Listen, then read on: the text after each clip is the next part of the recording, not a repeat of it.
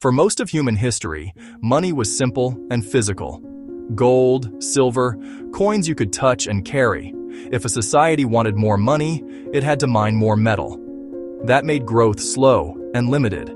As trade expanded, moving wealth became dangerous. Gold was heavy, easy to steal, hard to protect over long distances. To solve this, people began storing their wealth with goldsmiths and early bankers. These institutions offered security. In exchange, depositors received written notes, simple promises that their gold could be reclaimed later. At first, these notes were not money, they were receipts. But gradually, something unexpected happened. People stopped returning to collect their gold. They realized the notes were easier to trade than the metal itself. Paper began circulating faster than gold ever could. Trust shifted, not from gold to paper, but from gold to the institution holding it. Banks noticed a crucial pattern. Not everyone demanded their gold at the same time. Most deposits stayed untouched. This observation changed everything. It suggested that gold did not need to sit idle in vaults. It could be put to work. Quietly, a new idea emerged. What if banks could lend part of the gold they held, while keeping enough on hand to satisfy withdrawals? This idea did not destroy trust. It depended on it. As long as people believed their money was safe, the system worked, and that belief became the foundation of modern banking. But this was only the beginning, because once banks understood trust, they learned how to multiply it. Once banks understood that most deposits remained untouched, their role quietly changed. They were no longer just guardians of wealth, they became managers of confidence. Banks realized that only a portion of deposited money was ever needed at one time. The rest could be used productively, without breaking trust. This practice became known as fractional reserve banking. Under this system, banks kept a fraction of deposits available, while lending the remainder. When a bank issued a loan, it did not hand over existing money. Instead, it created new money in the form of a bank balance. That balance could be spent, transferred, and saved, just like any other money. This was a profound shift. Money was no longer limited by physical resources. It was now limited by rules, regulation, and belief. As long as borrowers repaid their loans, the system expanded smoothly. Banks earned interest, businesses gained access to capital, economic activity accelerated. Over time, this mechanism powered growth across entire societies. However, the system was not without risk.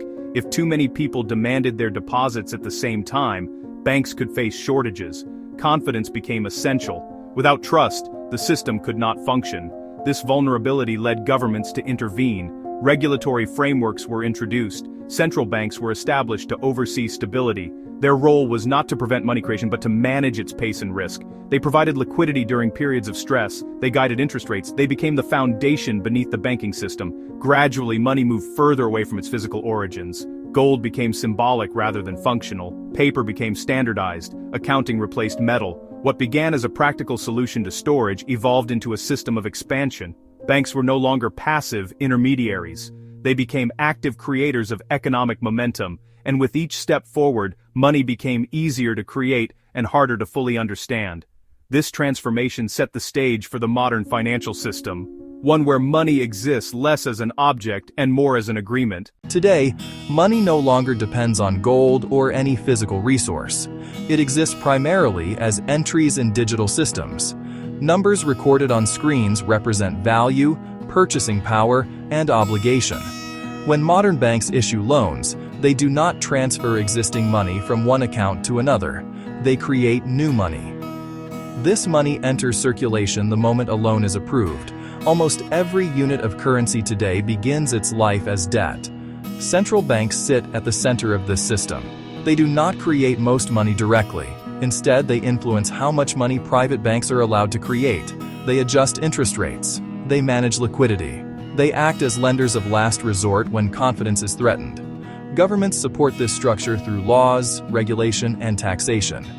Together, banks, central banks, and governments form a framework built on coordination rather than physical backing. This system has enormous power. It allows economies to grow faster than ever before.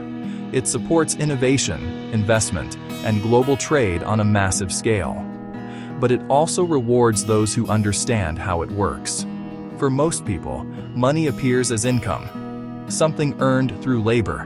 For those who understand the system, money appears as flow, as structure, as positioning. Wealth, in this context, is not about chasing higher wages. It is about understanding leverage, understanding incentives, understanding timing. Money is not simply something you earn, it is a system you operate within. Once you understand that system, your decisions change. You stop reacting to money. You begin positioning around it. Think wealthy,